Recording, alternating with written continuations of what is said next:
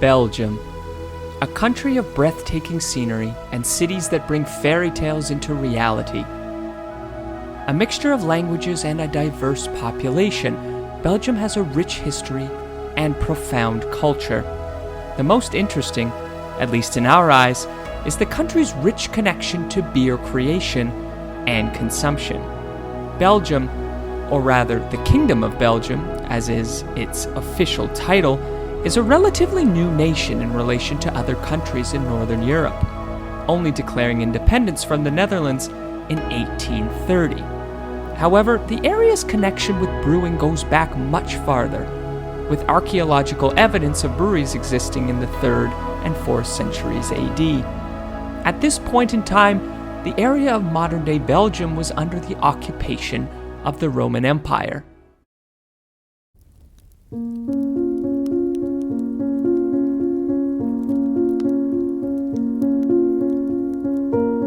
Between the 10th and 11th century, Belgian beer was quite known for the inclusion of gruit, a herb mixture used for bittering and flavoring beer.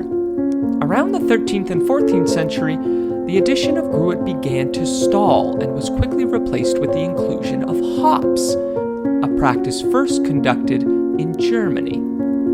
In the modern era, Belgium is separated into 3 regions. The North region, Flanders, is synonymous with the lion's share of brewing today. However, that's not to discount the other 2 regions, Wallonia and the Brussels capital region, for their adoration and specialization in beer. The Walloon region can be credited for a style of beer that's becoming more and more popular inside the renaissance of the 21st century craft beer movement, the Saison. Saisons are pale ales brewed traditionally within farmhouses in the colder, slower months of the year for the intention of being consumed in the summertime. Without the invention of modern-day refrigeration, many brewers would utilize the winter and spring months in order to avoid spoilage of beer in the warm summer temperatures.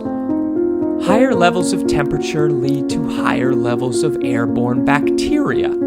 Farmers would also utilize their permanent staff to assist with brewing, as there were much less chores to be done on the farm in the colder months of the year. The typical consumers of saisons would be Belgian seasonal workers, or saisonnières, the principal reason for the beer's name. There are many varieties of saisons today. However, their typical craft version will be quite dry and highly carbonated, usually with refreshing fruity notes. A terrific summer beer. Much of Belgian beer tradition comes from the mass-scale brewing conducted by the Trappist monks in the past millennium. They created what we know today as either Trappist beer or abbey beer. To have the Trappist certification, even today, beer must be brewed within one of the 12 remaining monasteries, 6 of which are located in Belgium. Many breweries across the world model their beer after Trappist beer. However, one cannot label it as such, and they must therefore brand their beer under the title of abbey beers. Trappist and abbey beers do not actually conform to specific brewing styles. Most tend to include significant and particular styles of Belgian brown ales, strong pale ales, and blondes. The original role of the brewer in Belgian culture was limited to monks, that is until the 17th century, when beer production became less restricted. The 19th century was a tumultuous time for traditional Trappist brewers, as brewing was forced to a halt during the Napoleonic Wars. The beginning of the 20th century brought full-scale war, in which Belgium served as the main theater for many horrific battles of the First World War. Belgium's post-war recovery in the 1920s brought life and revitalization to the traditions of Belgium's grand beer culture. In most parts of the world, the 20th and 21st century beer market has been dominated by the increasing interest in lagers over ales. Not surprisingly, Belgium has followed suit, as lagers, particularly pilsners, make up the bulk of the beer produced. The largest brewing company in the world, Anheuser-Busch InBev, known for its conglomeration of mostly lager-style producing breweries, has its headquarters in the Belgian town of Leuven. A few well-known abbey InBev subsidiaries have their breweries in Belgium, including Jupiler and Stella Artois. Another interesting style that particularly corresponds with that of areas in and around the nation's capital of Brussels is the fruity lambic. Lambic beers are a style that date back to the 19th century and originated in the Pajottenland region of Belgium and in the capital region of Brussels. This dry style of beer has become a favorite to many as it is frequently accompanied by the addition of various fruits.